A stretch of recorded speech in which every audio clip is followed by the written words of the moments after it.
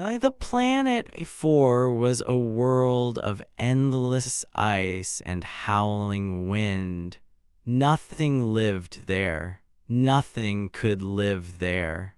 The cold was so deep that it could freeze metal in seconds. The storms were so strong that they could tear apart ships. The Empire had chosen this world for one reason only. It was the perfect prison. The two dragons hung in chains above the frozen ground. Their names were they were brother and sister born from the same dying star millions of years ago.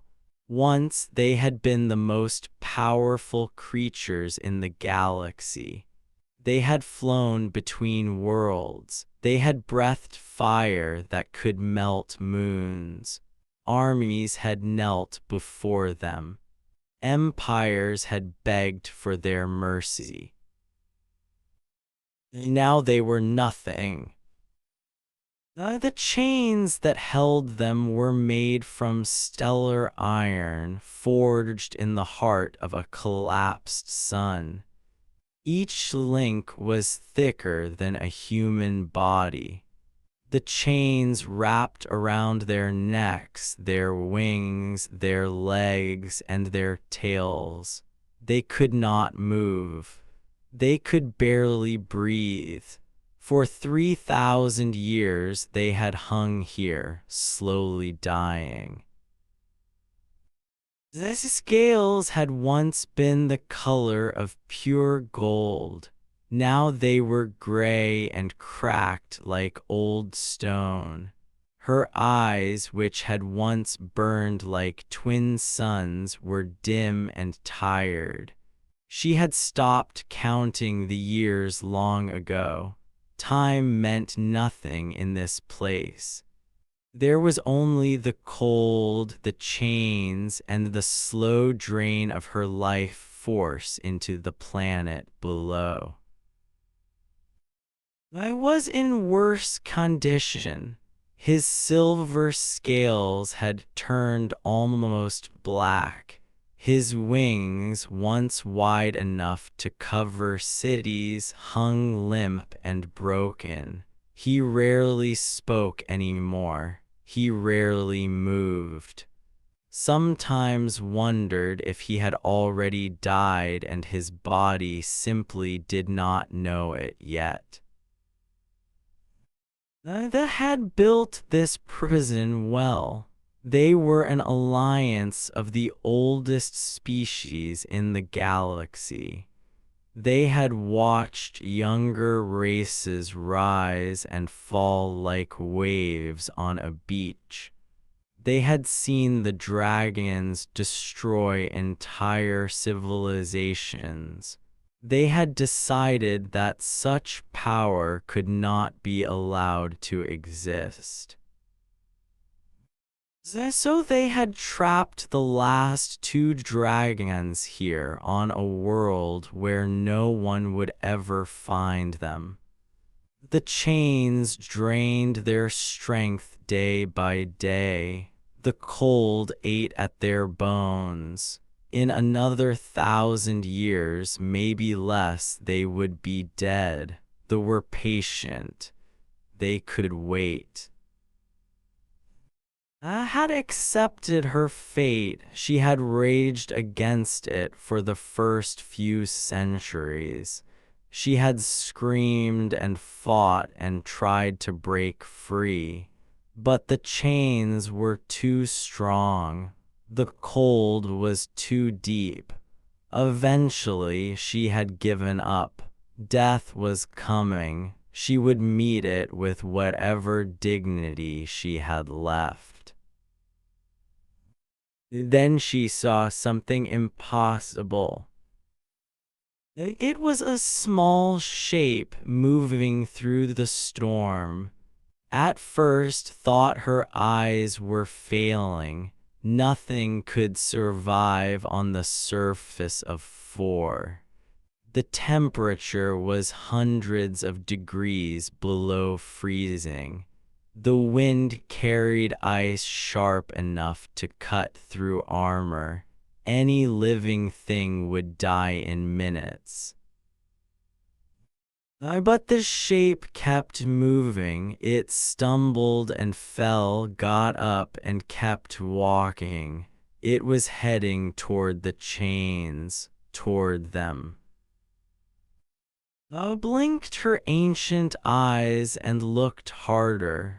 The shape was small, very small. It was wrapped in thick clothing and carrying something heavy behind it. It moved slowly, fighting against the wind with every step. It was a human. I had not seen a human in over 2,000 years. She remembered them as weak creatures, short lives, soft bodies, no claws, no fangs, no fire. They had spread across the galaxy like insects, building their little colonies on worlds that no other species wanted. They considered them barely worth noticing. Yet here one was, walking across a frozen hell that should have killed her in seconds. The human reached the base of the great chains and stopped. She looked up. The chains rose hundreds of meters into the sky, disappearing into the swirling snow. At the top, barely visible, the two dragons hung like broken ornaments. The human pushed back her hood, could see her face now. It was a young face with dark hair and dark eyes. Her skin was red from the cold. Ice crystals clung to her eyebrows. She was shaking so hard that could see it even from this distance.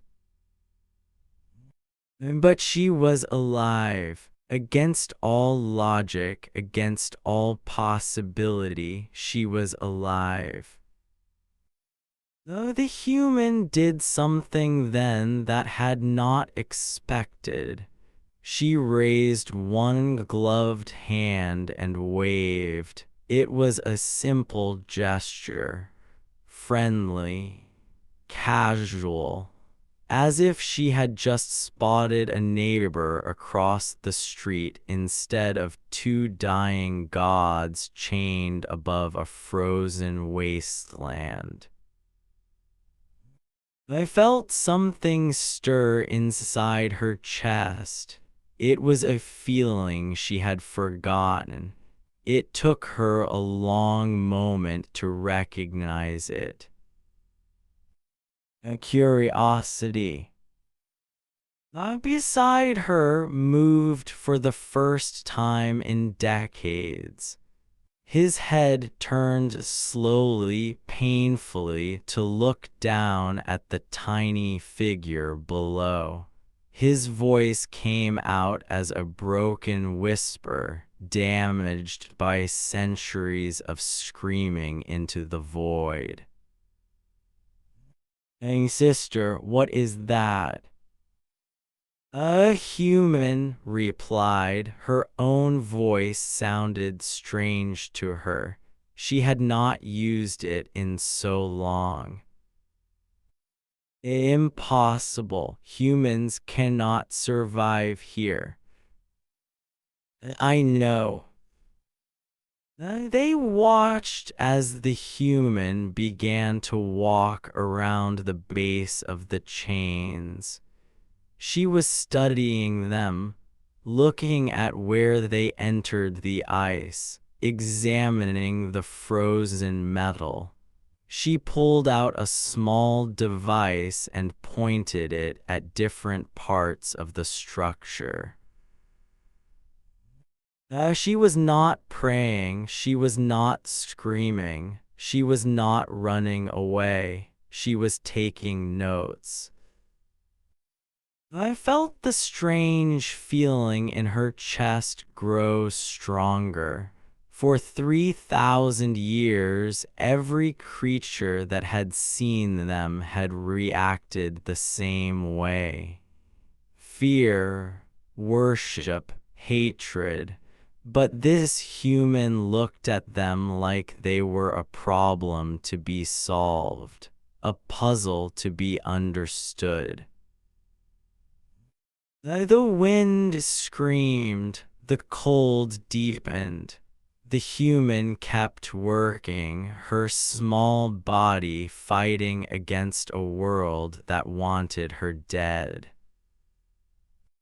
And for the first time in 3,000 years, wondered if death might not come for her after all. The human's name was, she was 28 years old. 3 weeks ago, she had been the captain of a small cargo ship called the Dream. It was not a fancy ship. It was old and slow and made strange noises when it flew, but it was hers and she had loved it.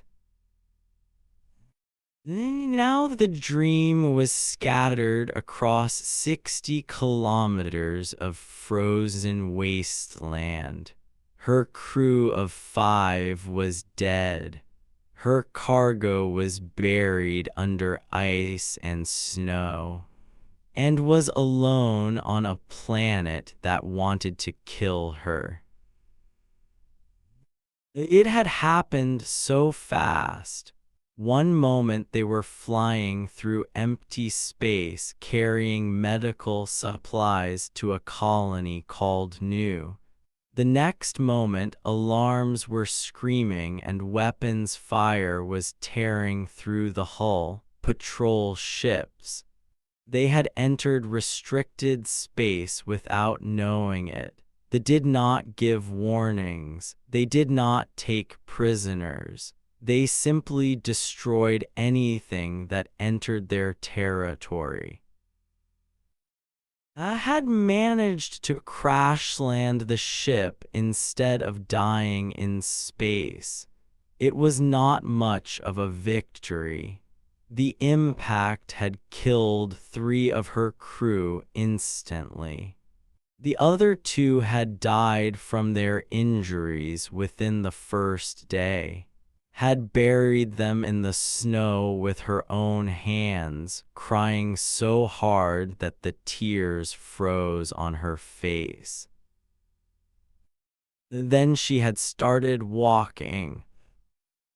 Her grandmother had been a survivor. During the dark years on Earth, when Korea was divided and war seemed endless, her grandmother had walked through mountains in winter with nothing but determination and a pair of worn shoes.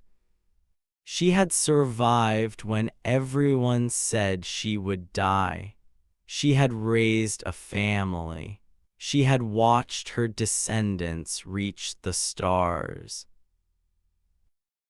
Before she died, she had held his hand and said, "The universe does not decide when we die, we do." I had repeated those words to herself every day for 3 weeks. When her heating unit failed, she had fixed it with wire and hope. When her food ran low, she had rationed it down to a few bites per day. When the storms came, she had dug into the snow and waited them out. She had found the chains on her scanner. They were the only structure for hundreds of kilometers. She did not know what they were. She did not care. Structure meant technology. Technology meant power. Power meant survival. And now she stood at the base of those chains, looking up at two creatures she had only read about in old stories. Dragons, real dragons, chained and dying, but still dragons. And any sensible person would have been afraid. Dragons had destroyed civilizations. They had eaten planets. They were monsters from the oldest nightmares of every species in the galaxy. I was too tired to be afraid. She was too cold to feel anything except the desperate need to survive one more day. So she looked at the chains and started thinking about how they worked. The chains were connected to something underground. She could see the thick cables running down into the ice. Power cables. The chains needed energy to hold the dragons. That energy had to come from somewhere. If she could find the source, maybe she could use it. Maybe she could find warmth. Maybe she could find a way to send a signal. She was so focused on her work that she almost missed the voice. It came from above, deep and ancient, like the sound of glaciers grinding together. And what are you doing, little creature? Lily looked up. One of the dragons was watching her. Its eyes were dim but aware. It was the female, she realized. The scales might have been gold once. Figuring out how to get you down, said. She turned back to her scanner. A silence, then, why? Because you are stuck and I need to understand how things work here.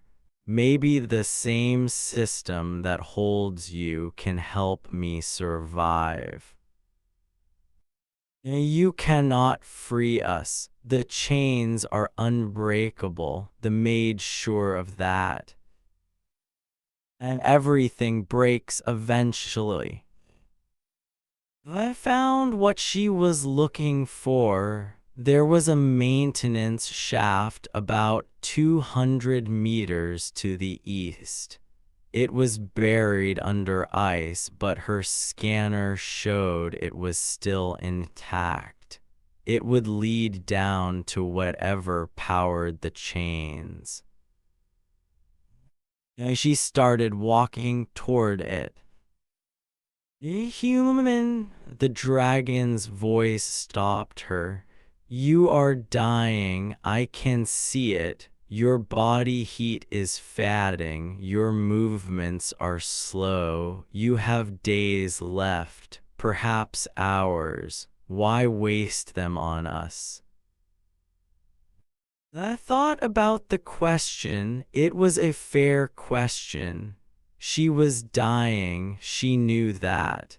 The cold had gotten into her bones, her food was almost gone, her heating unit was failing again. By all logic, she should curl up somewhere and let the end come peacefully. But her grandmother had not curled up in those mountains. Her grandmother had kept walking. My ship was carrying medicine, said. Vaccines, 30,000 people are waiting for them on new children, old people, families. She paused. I cannot deliver them myself. I am too weak and my ship is destroyed. But if you were free, maybe you could. The dragon made a sound. It might have been a laugh.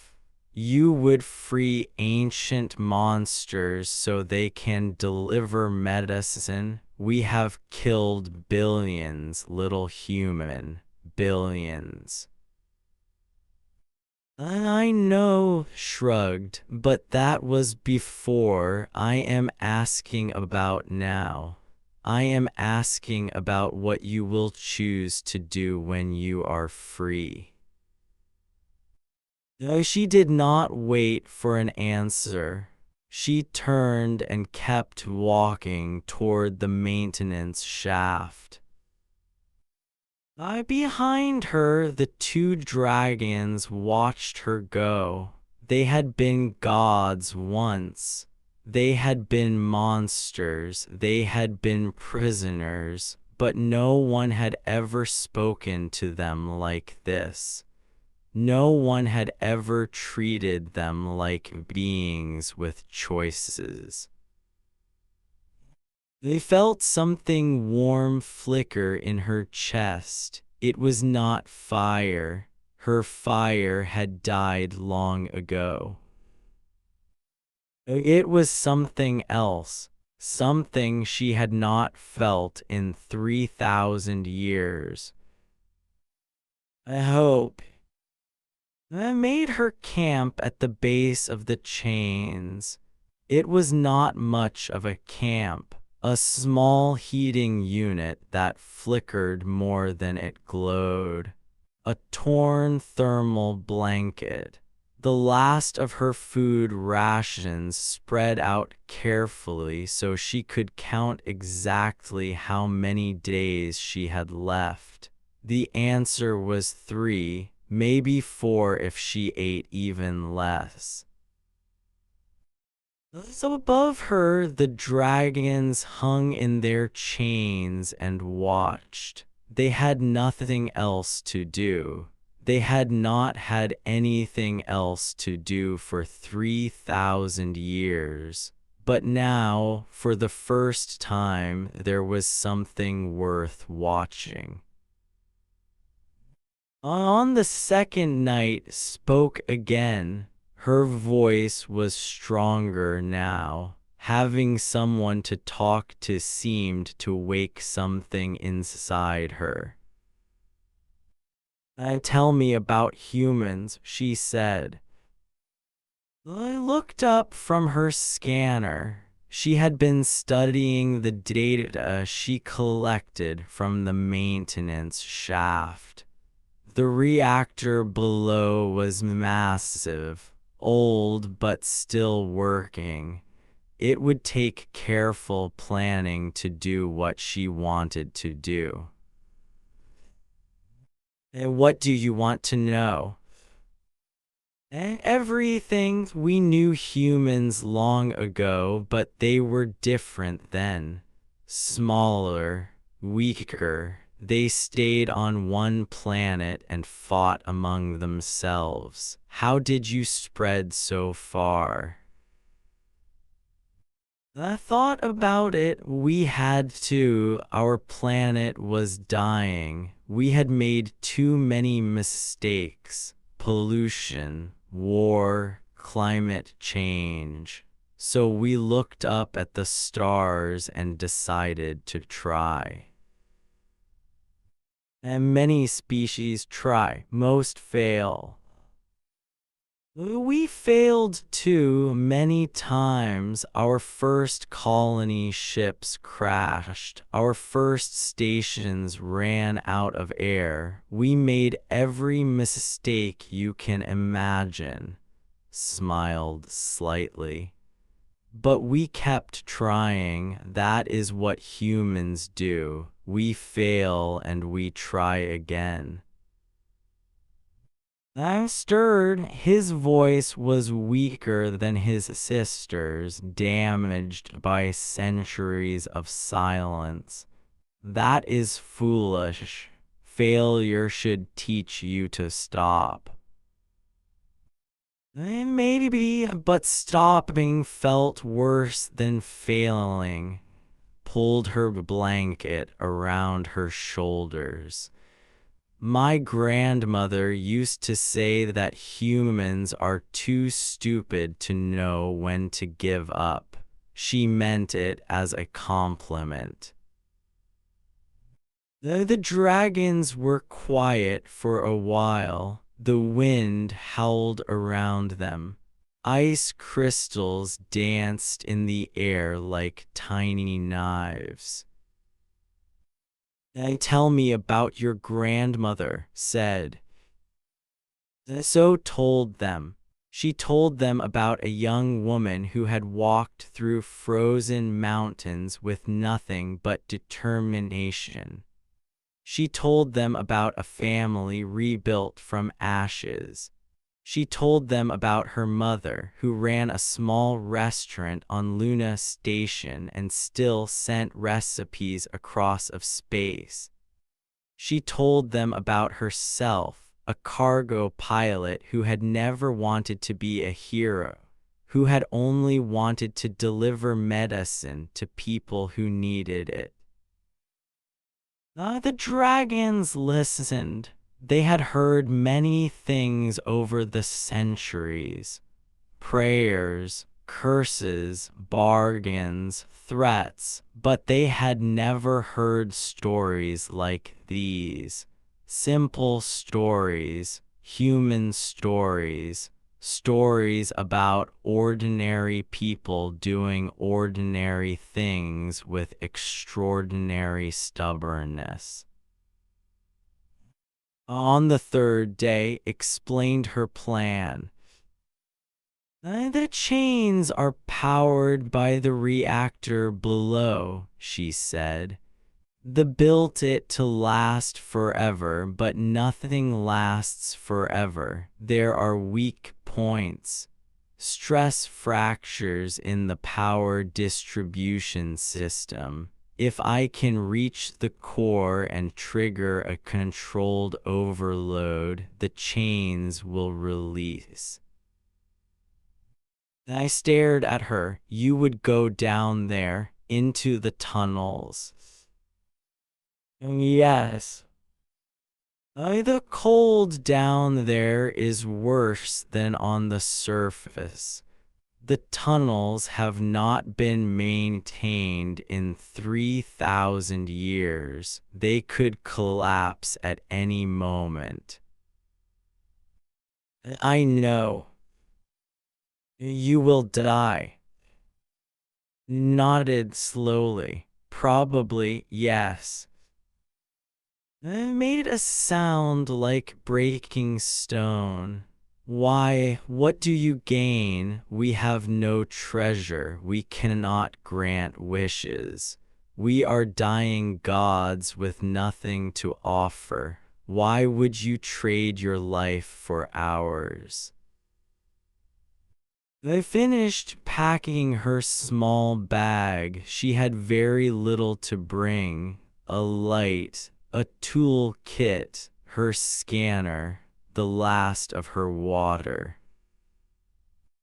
I told you the medicine 30,000 people on New Night it. Some of the cargo survived the crash. I found it on my scanners. If you are free, you can carry it to them.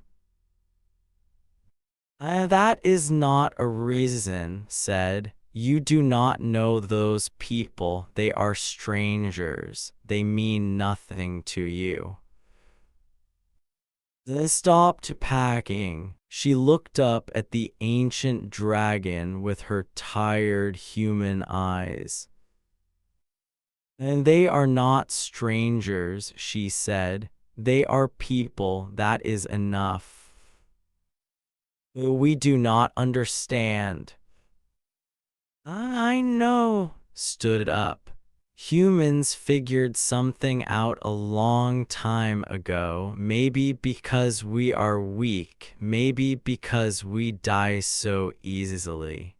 We figured out that everyone is people, every species, every world, every being that thinks and feels and hopes for tomorrow. We are all connected. We are all family. She walked toward the maintenance shaft. Even us? Asked. His voice was strange, almost vulnerable. We have destroyed so much, killed so many. Are we people too? Paused at the entrance to the shaft. The cold breath of the tunnels below rose up around her. She looked back at the two broken dragons hanging in their chains. That is not for me to decide, she said. That is for you to decide. What will you choose to be when you are free? That is the only question that matters. She stepped into the darkness and was gone. The dragons watched the empty entrance for a long time. The wind screamed. The cold deepened. And somewhere below the ice, a small human woman began walking toward her death to save two monsters who had never been shown kindness before. The tunnels were worse than had imagined. The cold down here was a living thing. It wrapped around her body and squeezed. It crept through her suit and into her bones. Every breath felt like swallowing ice. She kept walking. The maintenance shaft had been built by the 3,000 years ago. They were an ancient race, precise and careful. Their tunnels were straight and smooth, carved through the ice with perfect geometry. But 3,000 years was a long time. The ice had shifted. Walls had cracked. Ceilings had collapsed. What should have been a simple path had become a maze of broken passages and dead ends. This light flickered. The battery was dying. She had maybe 6 hours of light left. After that, she would be walking in complete darkness. She kept walking. On the first day, she found a collapsed section that blocked her path.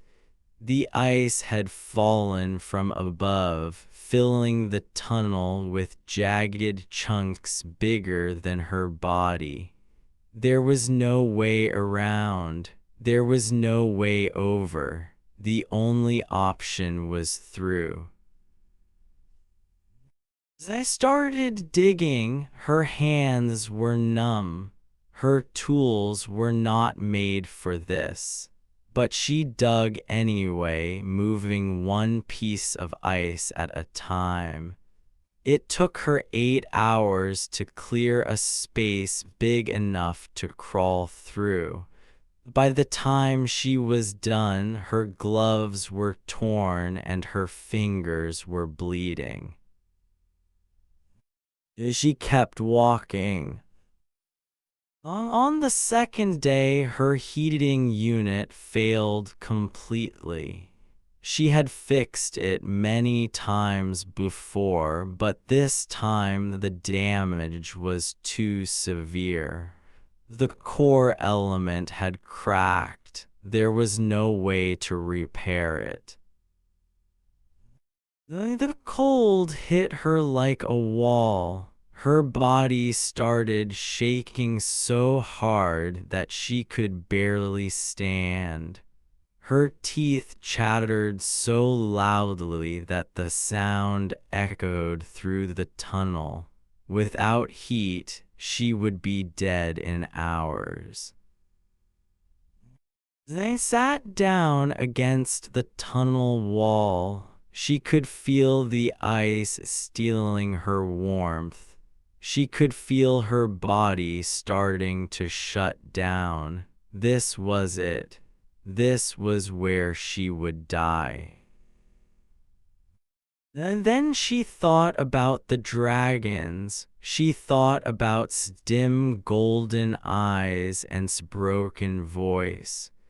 She thought about 3,000 years of chains and cold and slowly dying. She thought about 30,000 people on new waiting for medicine that would never come. She stood up. She started walking. She did not have heat, but she had movement. As long as she kept moving, her body would generate some warmth. It would not be enough. It would only delay the end, but delay was all she needed. She kept walking. On the third day, she found water. It was not frozen. The reactor below was generating enough heat to keep a small stream flowing through the tunnels. The water was warm, not hot, but warm.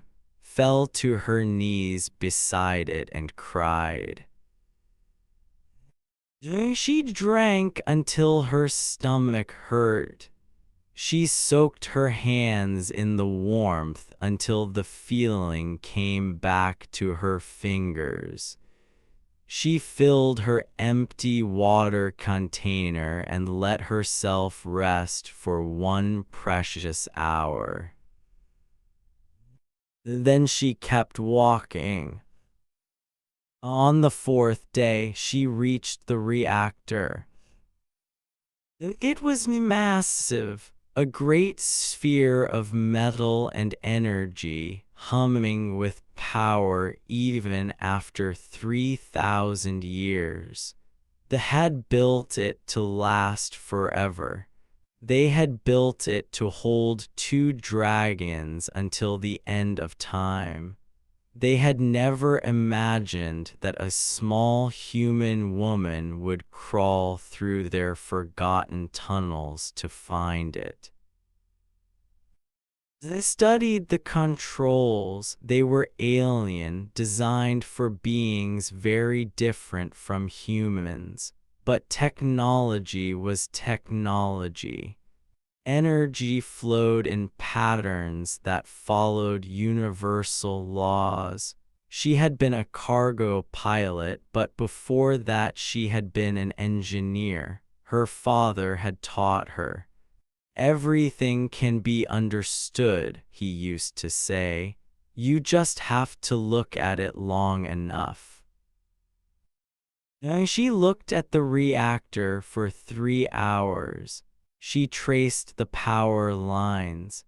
She studied the energy flows. She found the weak points she had detected from above. The system was old. They had built it to last, but nothing lasted forever. There were stress fractures in the distribution network. If she could create a power surge at exactly the right point, the whole system would overload. The chains would release. The dragons would be free. And she would probably die in the explosion. I sat down in front of the main control panel. Her hands were shaking. Her vision was blurring at the edges. She had not eaten in 2 days. She had not slept in 3. Her body was shutting down. She thought about her mother on Luna Station, cooking meals for travelers who missed the taste of home. She thought about her grandmother in those frozen mountains, refusing to stop walking. She thought about every human who had ever looked at an impossible situation and decided to try anyway. She started working on the controls. The overload sequence was complicated. She had to reroute power through 3 different systems while simultaneously weakening the containment field. One mistake and the reactor would simply shut down. Another mistake and it would explode immediately, killing her and destroying any chance of freeing the dragons. Her fingers moved slowly across the alien controls. She made adjustments. She corrected errors. She worked with the careful precision of someone who knows that this is the last thing they will ever do. Finally, she entered the final command. The screen in front of her changed. A countdown appeared, 11 minutes. Leaned back against the wall. She was too tired to stand, too cold to move. She watched the numbers decrease and felt something strange in her chest. A peace. She had done everything she could. The rest was up to the dragons. Above her, far above, the chains began to glow with unstable energy.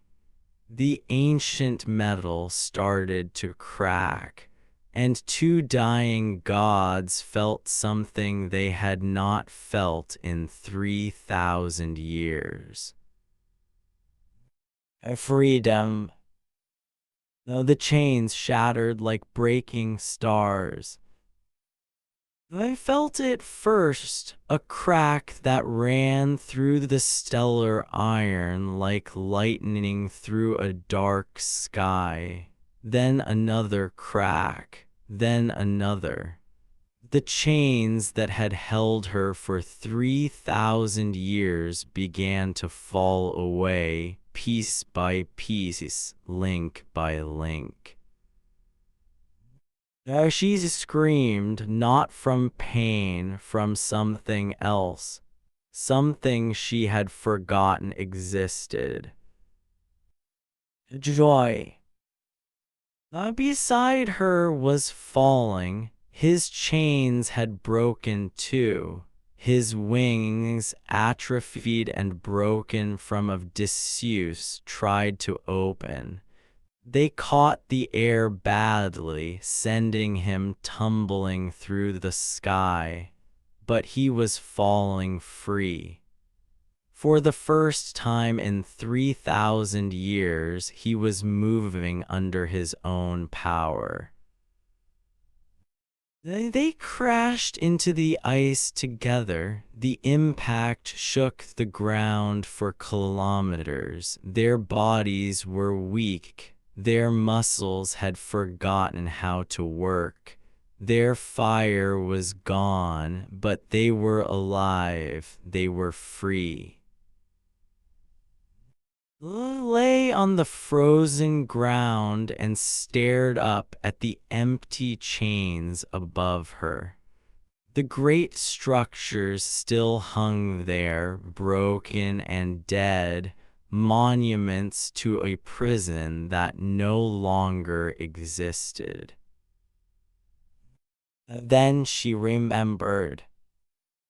"And the human," she said, her voice was hoarse. "The human is still below." I was already moving. His body screamed with pain as he forced muscles to work that had not moved in centuries. He dragged himself toward the maintenance shaft, leaving a trail of broken scales behind him. "When she saved us," he said, his voice cracked.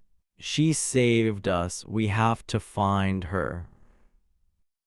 They tore into the ice. Their claws, once sharp enough to cut through starship armor, were dull and brittle now.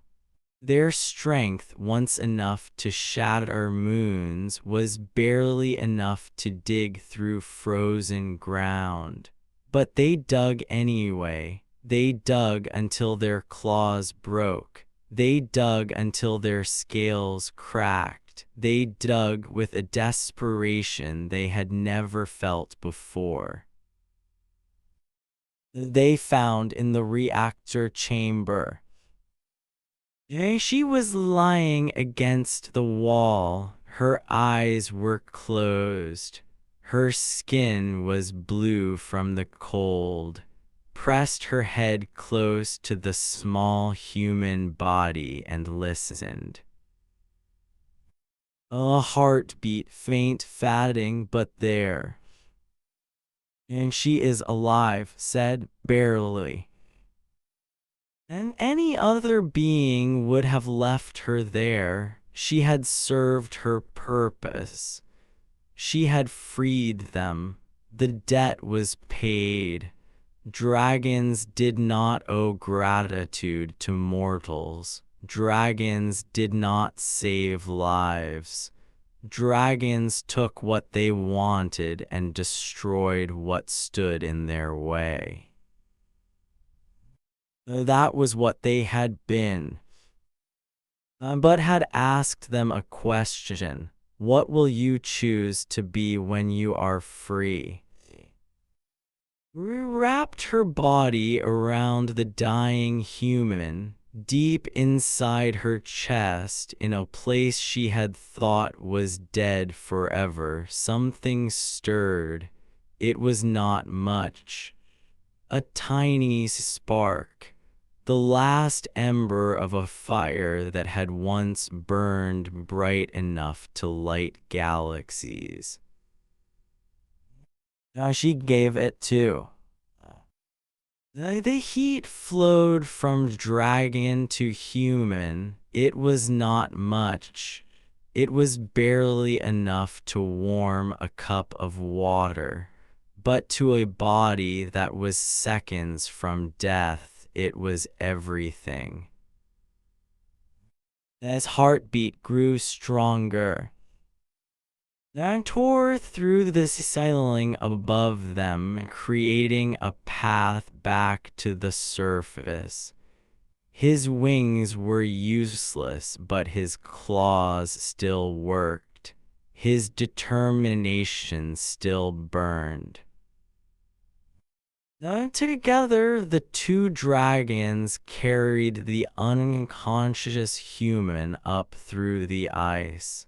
They moved slowly, painfully, their ancient bodies screaming with every step, but they did not stop. They did not rest. They brought her to the surface. They found her crashed ship. They found the medical supplies she had told them about, buried under snow but still intact. And then they waited. We woke 3 days later. She opened her eyes and saw two dragon faces looking down at her. For a moment, she thought she was dead, then made a sound that might have been a laugh. You are awake, little human.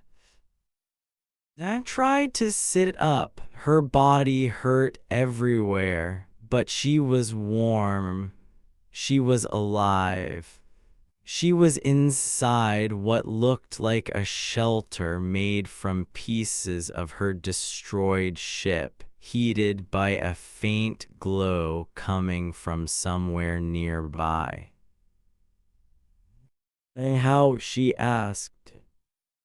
We carried you, said. His voice was still broken, but there was something new in it, something that sounded almost like affection. You saved us. We saved you. Now we are even. The medicine. The safe, we found it. When you are strong enough, we will take it to your colony. I stared at them. You will help. After everything, you will deliver medicine to strangers. Love lowered her great head until her eye was level with space. You told us that everyone is people, even dragons. We are still learning what that means, but we think it means that we help. We think it means that we choose to be more than what we were. 3 days later, they were ready, had recovered enough to walk. The dragons had recovered enough to fly, though not well. Their wings were still damaged. Their strength was still limited. But they could carry a small human and a cargo of medicine across the stars. The patrol arrived just before they left. 3 warships dropped out of the sky, weapons aimed at the impossible sight before them. 2 dragons, free after 3,000 years, standing beside a human who should have been dead. The patrol commander demanded surrender. His voice echoed across the frozen plain, full of authority and threat.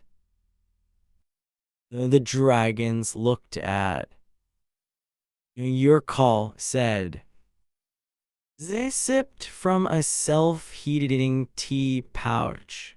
It was her last one. She had been saving it for something special.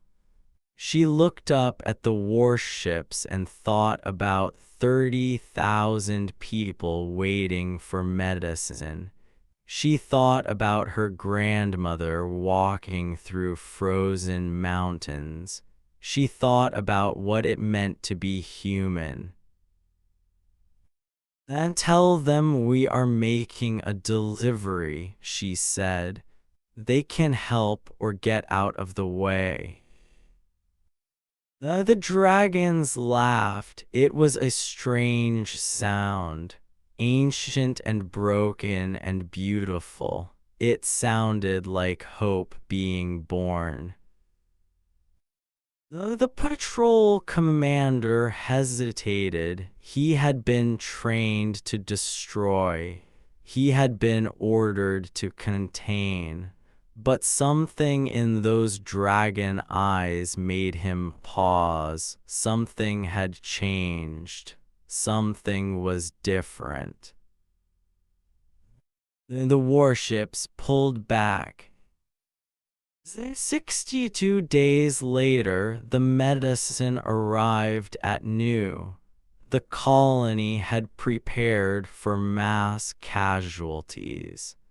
Instead, they received vaccines delivered by two ancient dragons and a small human woman who apologized for being late. Thus, Mother sent a message from Luna Station.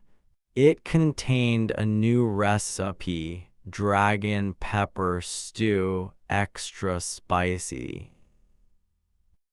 The dragons stayed not as gods. They were finished with worship, not as monsters. They were finished with destruction.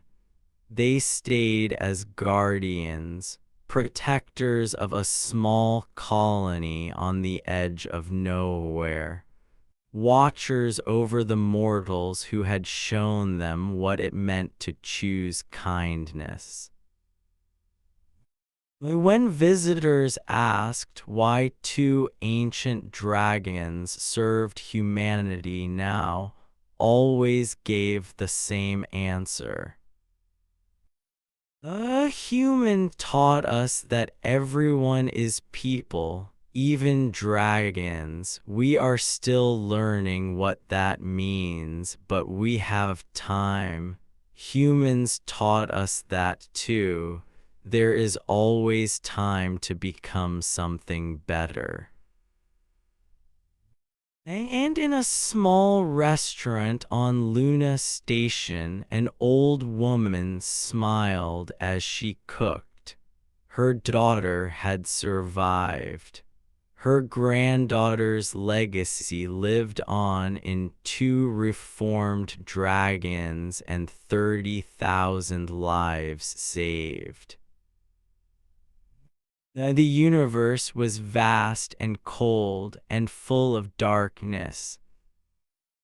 But sometimes a single human walking through the snow was enough to change everything.